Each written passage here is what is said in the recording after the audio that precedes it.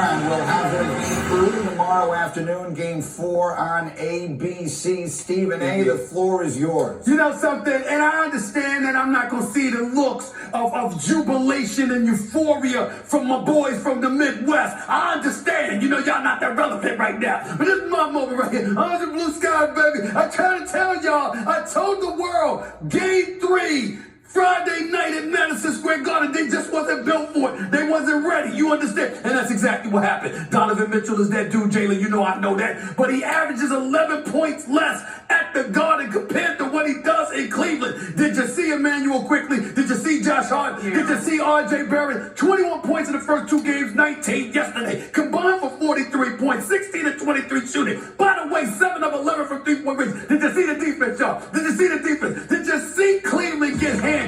Did you see them have an inability to score? Did you see the Cleveland Cavaliers be the first team this entire season that couldn't score 80 points in a game?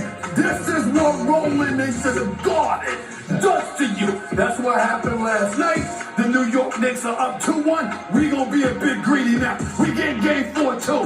Knicks going up 3-1. Knicks going up 3-1. Under blue sky, baby. Under blue sky.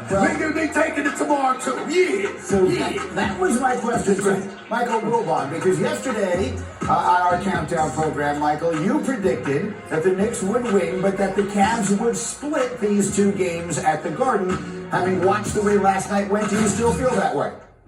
Yes, this is what happens. This is playoff basketball. The losing team makes adjustments. Jalen reminds us of this all the time. We're sitting there talking about what happens game to game. You've got practices in between. You've got film study. Coaches on the other team get paid too.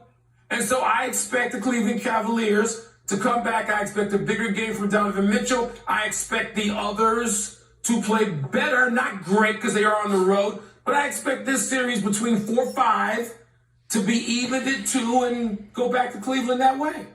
I will, but I love to see Stephen A. happy, though. This is a beautiful thing. But each of us going into the series, Greeny, said it would go 7, which means it's likely going to be a split in New York. And the Cavs can't play worse.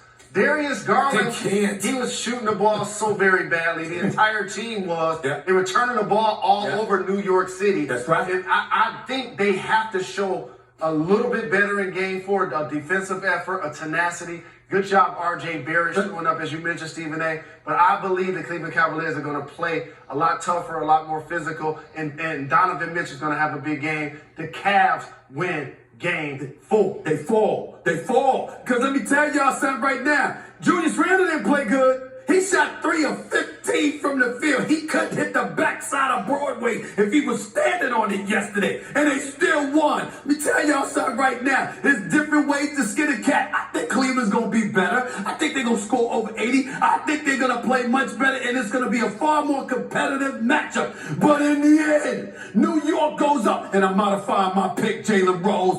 They're going down in 6. Yeah, they're going 7. They're going down in 6. They're going down to 6 because they can't handle New York. Donovan, I believe in them. But they collectively cannot handle the Garden. They're going home. Quick turnaround. We'll have them again early tomorrow on ABC, followed by the Warriors and the Kings. So we have a big day. And let's take a look, Jalen, at how the Knicks did this. They're up 2-1, thriving off turnovers. They had 80 Break it down, Jalen. Break it off turnovers in this series. Believe me, I better not make me look bad. That's the most through the first 3 games of a series in the last 25 years. The Cavs committed a turnover on more than 5% of their passes in Game 3. That was the highest rate by any team in any game this season. That said, Jalen, not sure how your prediction on the series is going to go. Your predictions in DraftKings Sportsbook have been brilliant all season long. Let's start with tonight's game here, our early game, Milwaukee and Miami. The total is 220. Higher or lower? Miami is the second worst scoring team in the NBA. No Tyler Hero for them. No Giannis for the Bucks. You have to go under on this. Low scoring game. How about Jimmy Buckets? He's been averaging 30 points a game in this series. Will he go over 29 tonight? I say more balance for the Heat. A low scoring game, as you mentioned. Jimmy has a big game, but he doesn't go over. So under 29 is the number. And then Chris Middleton, his number is 20. He been balling, averaging 24.5 this series, shooting 50% from the floor.